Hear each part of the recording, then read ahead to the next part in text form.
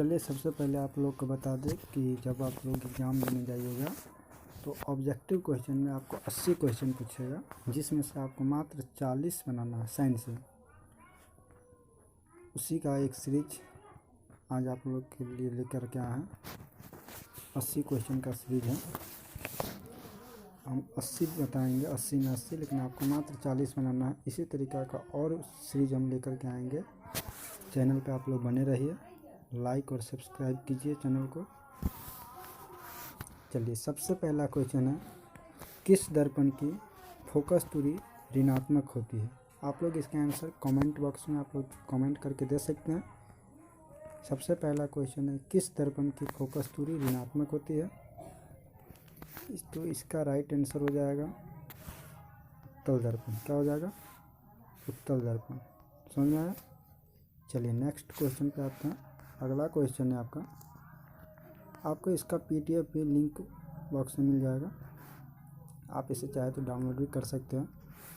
Second question है, दर्पण की फोकस दूरी और वक्रता त्रिज्या में क्या संबंध है? दर्पण की फोकस दूरी यानी F और वक्रता त्रिज्या R में क्या संबंध है? इसका राइट आंसर आप लोग बोलिए फटाक। चलिए अब हम बताते हैं। इसका राइट आंसर होगा F बराबर R/2। यहाँ पर जो भी ऑप्शन है उसके अनुसार F बराबर R/2 होगा। ठीक है। नेक्स्ट क्वेश्चन में हम लोग आते हैं। जल्दी आप लोग कमेंट करते रहिए आंसर। तीसरा क्वेश्चन है, सामान्य दृष्टि के लिए स्पष्ट दृष्टि की न्यूनतम दूरी है। अब बताइए, स्पष्ट अगर देखना हो तो इसके लिए सबसे नज़दीक की दूरी कितना, जिसको मनुष्य स्पष्ट देख सकता है? तो बता दें, ये इसका है 25 cm यानी 25 सेंटीमीटर। कितना? 25 सेंटीमीटर। चलिए इसका अगला क्वेश्चन आप लोग के लिए, श्वेत प्रकाश का कौन सा रंग किसी प्रिज्म से गुजरने के पश्चात सबसे कम झुकता है? चलिए जल्दी आप लोग इसका आंसर कमेंट बॉक्स में दीजिए। चलिए इसका राइट आंसर होगा लाल रंग। लाल रंग सबसे कम झुकता है, जबकि बैंगनी ये सबसे आपको अधिक झुकता है। अगर अधिक क्वेश्चन में पूछे तो आपको बैंगनी देना है। ठीक है, समझ में आ रहा है ना? चलिए अगला क्वेश्चन में आते हैं। 5 नंबर क्वेश्चन नंबर 5, मानव आँख के रेटिना द्वारा बनाई गई छवि होती है। मानव आँख में आप लोग को पता होगा कि मानव आँख में भी लेंस पाया जाता है, जिसको हम लोग रेटिना बोलते हैं या दृष्टि पटल भी बोलते हैं। ये कैसा प्रतिबिंब बनाता है? चलिए इसका राइट आंसर होगा वास्तविक और उल्टा। कैसा होगा? वास्तविक और उल्टा। अगला क्वेश्चन है, आकाश का रंग नीला प्रतीत होता है। चलिए आकाश का रंग नीला क्यों प्रतीत होता है?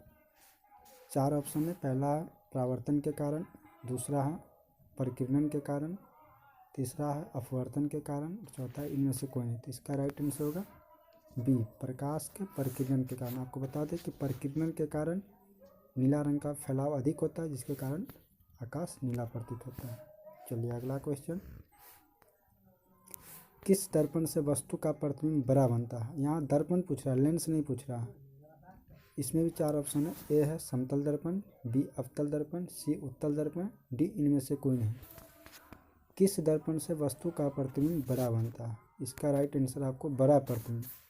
दर्पण बोल रहा, किस दर्पण से बड़ा प्रतिबिंब बनता है? इसका राइट हो जाएगा अवतल दर्पण। क्या हो जाएगा? अवतल दर्पण। चलिए नेक्स्ट क्वेश्चन, निम्नलिखित में से कौन सा लेंस निकट दृष्टि दोष को ठीक करने के लिए उपयोग है? निकट दृष्टि दोष यानी निकट तो ठीक रहेगा, दूर खराब रहेगा। तो दूर का देखने के लिए हम लोग अवतल लेंस का उपयोग करेंगे। लेंस है ना, अवतल लेंस। क्या यूज करेंगे? अवतल लेंस। यानी निकट दृष्टि दोष को ठीक करने के लिए हम लोग अवतल लेंस का यूज करेंगे। चलिए अगला क्वेश्चन, निम्नांकित में से कौन उपकरण विद्युत धारा की उपस्थिति दर्शाता है? विद्युत धारा की उपस्थिति आप यहाँ ऑप्शन है गैल्वेनोमीटर, मोटर, जनरेटर, वोल्टमीटर। इसका राइट आंसर हो जाएगा गैल्वेनोमीटर। क्या होगा? गैल्वेनोमीटर। अगला क्वेश्चन, दाएं हाथ के अंगूठे के नियम को किसने प्रतिपादित किया? दाएं हाथ के अंगूठे के नियम। चलिए इसका राइट आंसर हो जाएगा मैक्सवेल। कौन होगा? मैक्सवेल। चलिए अगला क्वेश्चन,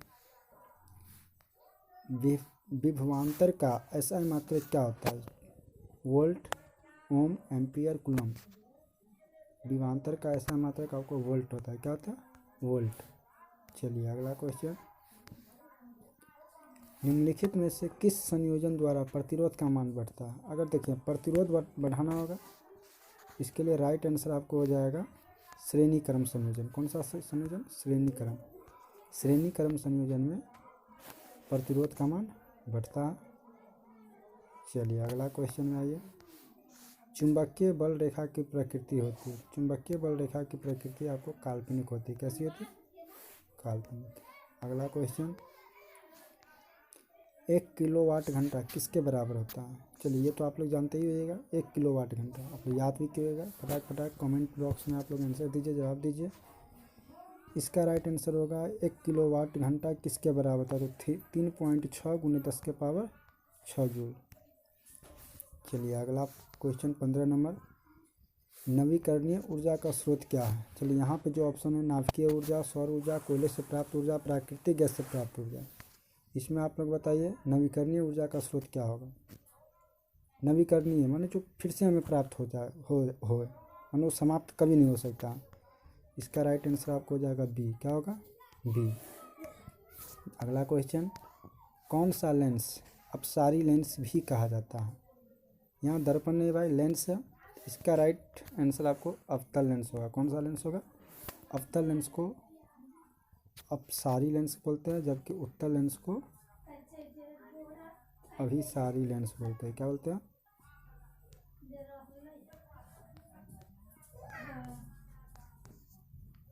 चलिए इसको भी आप लोग याद रखिएगा। अगला,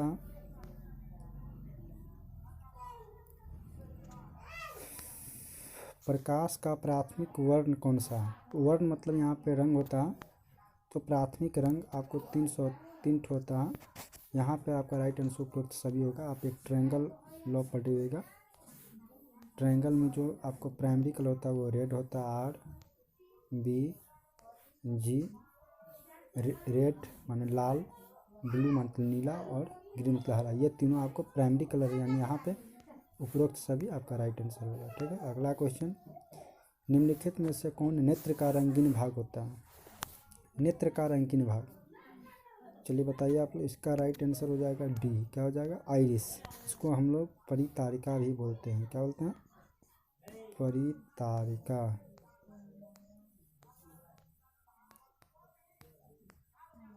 हिंदी में परितारिका भी बोलते हैं, आप लोग याद रखिएगा। हो सकता है आइरिस के बदला में आपको परितारिका भी दे दे। Next question, 1 HP। 1 HP किसके बराबर होता है? 1 HP आपको 746 वाट के बराबर होता है। चलिए अगला क्वेश्चन, थोड़ा जल्दी में चल रहा है, टाइम ज़्यादा और लग जाएगा, इसलिए थोड़ा जल्दी में समाप्त करेंगे। अगला है विशालक शीशा, यानी मैग्नीफाइंग ग्लास होता है। मैग्नीफाइंग ग्लास में हम लोग मैग्नीफाइंग ग्लास में कौन सा लेंस यूज करते हैं? तो इसका राइट आंसर होगा उत्तल लेंस। अगला क्वेश्चन, जब किसी चालक तार से विद्युत धारा प्रवाहित होती है तो गतिशील कण होते हैं। गतिशील कण कैसा होता है? तो गतिशील कण आपको क्या होता है? परमाणु, आयन, प्रोटॉन, इलेक्ट्रॉन। तो इसका राइट आंसर होगा इलेक्ट्रॉन। क्या होगा? इलेक्ट्रॉन। अगला क्वेश्चन, एम्पियर घंटा मात्रक। एम्पियर घंटा किसका मात्रक है? शक्ति का, आवेश का, ऊर्जा का, इनमें से कोई नहीं। जवाब दीजिए आप लोग कमेंट बॉक्स में कमेंट करके, देखते हैं क्या आता है। चलिए इसका राइट आंसर होगा बी, आवेश। क्या होगा? आवेश का, यानी आवेश का मात्रक आपको एम्पियर घंटा होता है। नेक्स्ट क्वेश्चन, निम्नलिखित में से कौन सा मात्रक वाट के बराबर होता है? चलिए वाट माने शक्ति, पावर। शक्ति का आपको वाट होता है, शक्ति माने वर्क बाई टाइम, यानी जूल प्रति सेकंड। ये आपका इसका राइट आंसर होगा ए। अगला क्वेश्चन, विद्युत धारा का मात्रक। चलिए तो आप लोग को याद ही होगा, विद्युत धारा का मात्रक एम्पियर होता है। क्या होता है? एम्पियर। अगला क्वेश्चन 25 नंबर, ग्लोबल वार्मिंग के लिए कौन गैस उत्तरदायी है? आपका ऑप्शन है O2, NH3, CO2, N2। Global warming के लिए, तो ग्लोबल वार्मिंग के लिए आपको हो जाएगा CO2 गैस। कौन सा हो जाएगा? CO2, carbon dioxide. शरीर में भोजन का पचना किस प्रकार की अभिक्रिया है? शरीर में भोजन का पचना आपको ये बता दे, ऑप्शन में उपचयन, संयोजन, विस्थापन, अपचयन। इसका राइट आंसर आपको हो जाएगा उपचयन, यानी ऑप्शन नंबर ए। चलिए अगला क्वेश्चन, कली चूना पर जब जल डाला जाता है तब अभिक्रिया आती। तो जो हम लोग मार्केट से खरीदते हैं सूखा चूना, उसमें को जब जल डालते तो आप लोग जानते हैं उसमें से थोड़ा सा गर्मी उत्पन्न होता है, उष्मा। इस अभिक्रिया को हम लोग उष्माक्षेपी अभिक्रिया बोलेंगे। क्या बोलेंगे? अगला है, निम्नांकित में कौन सबसे अधिक अभिक्रियाशील है? सबसे अधिक अभिक्रियाशील, इसका राइट आंसर आपको हो जाएगा कॉपर। क्या होगा? कॉपर। नेक्स्ट क्वेश्चन, चूना जल का रासायनिक सूत्र क्या? चूना जल माने जब चूना में जल से रिएक्शन करें, जल मिला देंगे तो इसका राइट आंसर आपको CaOH का H2। क्या हो जाएगा? CaOH का H2। अगला क्वेश्चन है, कोई विलयन लाल लिटमस को नीला कर देता है, उसका pH मान क्या होगा? देखिए, लाल लिटमस को पीला करेगा, लाल लिटमस को नीला करेगा तो होगा क्या? ये प्रॉपर्टीज आपको होता है क्षार का। किसका होता है? क्षार का। और क्षार का pH मान क्या होता है? तो 7 से 10 के बीच, यानी A और B दोनों हो जाए। इसके यहाँ पे राइट आंसर आपका हो जाएगा D। क्या हो जाएगा? D। अगला क्वेश्चन, एल्काइन में कार्बन कार्बन के बीच कितने बॉन्ड संयोजक बंधक होते हैं? तो एल्काइन है, आप लोग को पता होगा। अल्केन में सिंगल बॉन्ड होता है कार्बन का, अल्कीन में डबल बॉन्ड होता है, और एल्काइन में ट्रिपल बॉन्ड होता है। कौन सा बॉन्ड होता है? Triple bond. इसका राइट आंसर आपको हो जाएगा C। अगला क्वेश्चन, ग्लूकोज का आणविक सूत्र क्या है? ग्लूकोज का आणविक सूत्र आप लोग को याद होगा, बताइए फटाफट। चलिए, इसका राइट आंसर C6H12O6। अगला क्वेश्चन 33 नंबर, उच्च वसीय अम्लों के सोडियम लवण कराते हैं? साबुन, अपमार्जक, प्लास्टिक, रबर। चलिए, इसका राइट आंसर हो जाएगा साबुन। क्या होगा? साबुन। अगला क्वेश्चन, सिंगल बॉन्ड CHO अभिक्रियाशील मूलक है, किसका है? एल्डिहाइड, अल्कोहल, कीटोन, इनमें से कोई नहीं। हम लोग पता है अल्कोहल का होता है सिंगल बाउंड OH, एल्डिहाइड का single bound C, double bond O, single bound H। इसके बाद कीटोन का होता है single bound C, double bond O, single bound, यही होता है। ये तो आप लोग को पता होगा। तो यहाँ पे जो राइट आंसर होगा वो क्या होना चाहिए? COH, यानी आपका राइट आंसर हो जाएगा A। क्या होगा? A। चलिए नेक्स्ट क्वेश्चन, आवर्त सारणी के किसी आवर्त में बाएं से दाएं जाने पर तत्वों के परमाणु त्रिज्या क्या होता है? तो तत्वों की परमाणु त्रिज्या आपको क्या होगा? इसका राइट आंसर होगा A, माने घटती है। चलिए अगला क्वेश्चन, निम्नांकित तत्वों को उसके अधातु गुण के अनुसार बढ़ते क्रम में सजाइए। आपको है Li माने lithium, oxygen, carbon, beryllium, fluorine. इसका राइट आंसर आपको हो जाएगा B, लिथियम। ये हो जाएगा, ठीक है। नेक्स्ट अगला क्वेश्चन है, सिलिकॉन क्या है? धातु, अधातु, उपधातु, इनमें से कोई नहीं। सिलिकॉन क्या है? चलिए, सिलिकॉन आपको है उपधातु। क्या? चलिए अगला क्वेश्चन, निम्नांकित में कौन विद्युत धनात्मक तत्व? धनात्मक तत्व, यहाँ पे आपको राइट आंसर हो जाएगा सोडियम। क्या हो जाएगा? Sodium, Na। टिहरी बांध का निर्माण किस प्रदेश में किया गया? तो टिहरी बांध आपको उत्तराखंड में किया गया। कहाँ किया गया? उत्तराखंड में। अगला क्वेश्चन है, निम्नांकित में किस धातु को केरोसिन में डुबोकर रखा होता है? तो आपको बता दें, केरोसिन में डुबोकर किससे रखा होता है? आपको सोडियम को। किसको रखा होता है? सोडियम को। ये भी होगा, मैग्नीशियम भी होगा, लेकिन सोडियम ज़्यादा यहाँ पर। अपमार्जक से बनाया जाता है? अपमार्जक से माने सर्फ, अपमार्जक सर्फ का यूज किया था, तो इस सब में यूज किया था। इसका राइट आंसर हो जाएगा D, उपरोक्त सभी। अगला क्वेश्चन, शॉर्ट सेल में किसका उपयोग होता है? तो शॉर्ट सेल में आप बताइए, सिलिकॉन का यूज होता है। किसका होता है? सिलिकॉन का। अगला क्वेश्चन है, निम्नलिखित में से किसका उपयोग खाना बनाने ईंधन में नहीं होता है? खाना बनाने वाले ईंधन, तब देखिए खाना बनाने वाले ईंधन में हम लोग LPG का भी उपयोग करते हैं, कोयला का भी उपयोग करते हैं, बायोगैस। CNG गैस का नहीं करते। CNG गैस का होता है वाहनों में किया जाता है। अगला को वाहन चलाने के लिए। अगला है 2Cu+O2 साइनोफेरो 2CuO कॉपर ऑक्साइड, माने कॉपर में ऑक्सीजन का योग हो रहा है, तो ये हो जाएगा ऑक्सीकरण। अगला हो जाएगा, अगला क्वेश्चन है, निम्नलिखित में कौन सा समीकरण संतुलित नहीं है? तो संतुलित ऐसा समीकरण जिसमें दोनों और प्रत्येक तत्व की परमाणु संख्या बराबर नहीं है। इसमें H दो साइड है, वहाँ भी दो साइड, इसमें भी ठीक है, इसमें भी ठीक है।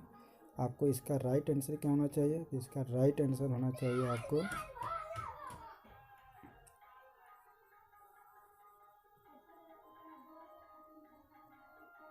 इसका राइट आंसर आपको हो जाएगा बी। क्या होगा? बी होगा, जो संतुलित नहीं है। अगला क्वेश्चन, उदासीन विलयन का pH मान। तो उदासीन विलयन का pH मान कितना होता है? तो आपको 7 होता है। अम्ल का आपको पता होगा कि अम्ल का pH मान 0 से 7 के बीच होता है। क्षार का pH मान 7 से 14 के बीच होता है, यानी अम्ल का, ठीक है, उदासीन विलयन का pH मान 7 होता है। अगला क्वेश्चन है क्रायोलाइट अयस्क है। तो क्रायोलाइट आपको किसका अयस्क है? ये हो जाएगा यहाँ पे डी, एल्युमिनियम का अयस्क है। अगला क्वेश्चन, पोटेशियम की परमाणु संख्या। ये तो आप लोग जरूर याद कीजिएगा, पोटेशियम की परमाणु संख्या कितनी है? इसका राइट आंसर हो जाएगा सी। पोटेशियम की परमाणु संख्या आपको सी है, कितना? यानी 19 है। फॉर्मिक अम्ल का रासायनिक नाम। तो फॉर्मिक अम्ल का यूपैक नेम जो होता है वो आपको होता है मेथोनोइक अम्ल। क्या होता है? मेथोनोइक। अगला है इथाइल अल्कोहल का सूत्र। अल्कोहल का OH, तो OH C2H5OH, यानी इसका आंसर होगा सी। अगला क्वेश्चन, अल्काइन कौन है? तो इसमें अल्काइन देखिए कौन सा होगा।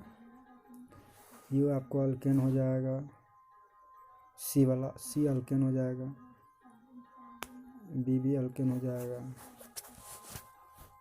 अल्केन अल्केन अल्काइन, यानी यहाँ पे आपका राइट आंसर ए हो जाएगा। चलिए नेक्स्ट क्वेश्चन, चीनी का रासायनिक सूत्र। चीनी का तो आपको याद किया, चीनी का रासायनिक C12H22O11 होता है। अगला क्वेश्चन, एसिटिलीन में कार्बन कार्बन के बीच सहसंयोजक बंधन की संख्या है। एसिटिलीन में, तो एसिटिलीन में आपको हो जाएगा डी, यानी 3 है, कार्बन कार्बन के बीच 3 बॉन्ड होता है। अगला क्वेश्चन है, शोषण के अध्ययन के लिए उपयोग किए जाने वाले बीज। तो शोषण को अध्ययन के लिए उपयोग किए जाने वाले बीज है अंकुरित बीज। क्या होगा? अंकुरित बीज। अगला क्वेश्चन है, मानव वृक्क किस प्रणाली का एक हिस्सा है? तो मानव वृक्क जो है, वृक्क मतलब किडनी, किडनी जो है आपका उत्सर्जन से रिलेटेड है। किससे? उत्सर्जन से। अगला क्वेश्चन, पौधे में जाइलम निम्नलिखित में से किसके परिवहन के लिए जिम्मेदार है? तो जाइलम से आपको पौधों में जल का परिवहन होता है, पानी का परिवहन होता है, ठीक है। अगला क्वेश्चन, श्वसन के दौरान कौन सी गैस निकलती है? अब बताइए, श्वसन के दौरान कौन सी गैस निकलती है? तो श्वसन के दौरान हम लोग कार्बन डाइऑक्साइड गैस निकालते हैं। कौन सी? यानी श्वसन के दौरान ऑक्सीजन का यूज होता है कुछ काम में, और कार्बन डाइऑक्साइड निकलता है, जो हम लोग सांस के रूप में भी छोड़ते हैं। नेक्स्ट क्वेश्चन, फलों को पकाने में निम्न में से किससे नियंत्रित किया? फलों के पकने को निम्न में से किससे नियंत्रित किया जाता था? फलों को पकने में इथिलीन से नियंत्रित किया जाता है। अगला क्वेश्चन, न्यूरॉन का वह हिस्सा जहाँ जानकारी हासिल की जाती है। अब न्यूरॉन का कौन सा हिस्सा जहाँ जानकारी हासिल की जाती है? बताइए आप लोग। इसका राइट आंसर होगा डेंड्राइट। डेंड्राइट। क्या होगा? डेंड्राइट। अगला क्वेश्चन है, कौन सा आपातकाल हार्मोन है? आपातकाल हार्मोन आपको कौन सा है? बताइए। ये हो जाएगा एड्रीनलिन, एड्रीनलिन, ठीक है। अगला क्वेश्चन, निम्नलिखित में से कौन सी अनैच्छिक क्रिया नहीं है? तो चबाना आपको अनैच्छिक क्रिया नहीं होगा, बाकी ये सब अनैच्छिक क्रिया। अगला, मानव में गर्भ की अवधि कितनी होती है? तो गर्भ की अवधि आपके मनुष्य में 270 दिन होता है। अगला क्वेश्चन, गंगा एक्शन प्लान कब शुरू किया गया था? गंगा एक्शन प्लान कब शुरू किया गया था? तो इसका राइट आंसर होगा बी। क्या होगा? बी।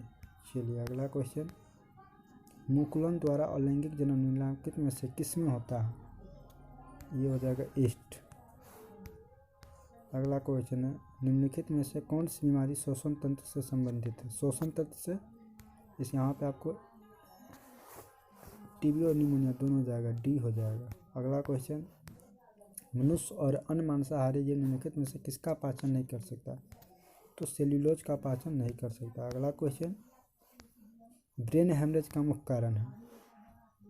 ब्रेन हेमरेज का मुख्य कारण क्या है? तो ब्रेन हेमरेज का मुख्य कारण है हाइपरटेंशन, उच्च रक्तचाप, हाइपरटेंशन। ठीक है।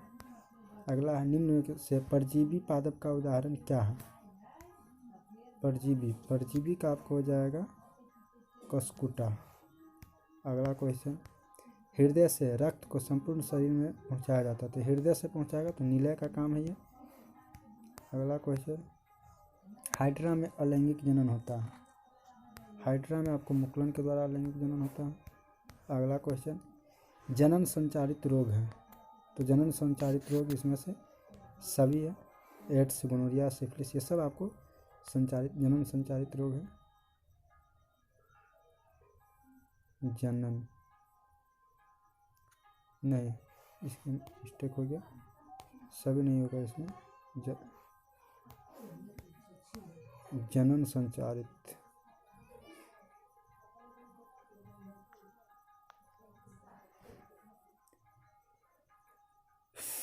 हाँ,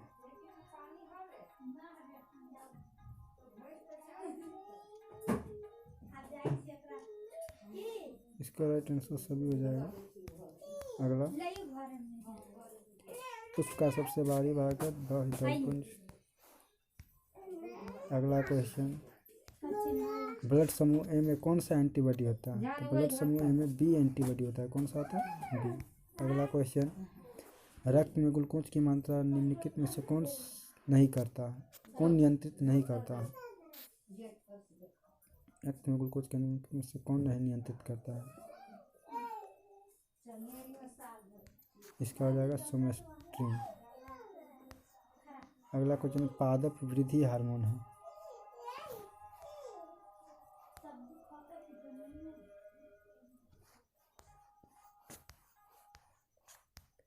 पादप वृद्धि हार्मोन है, तो वृद्धि हार्मोन आपको हो जाएगा जिब्रेलिन। अगला क्वेश्चन है, हार्मोन स्रावित होता है, तो हार्मोन आपको स्रावित अंतःस्रावी ग्रंथि से।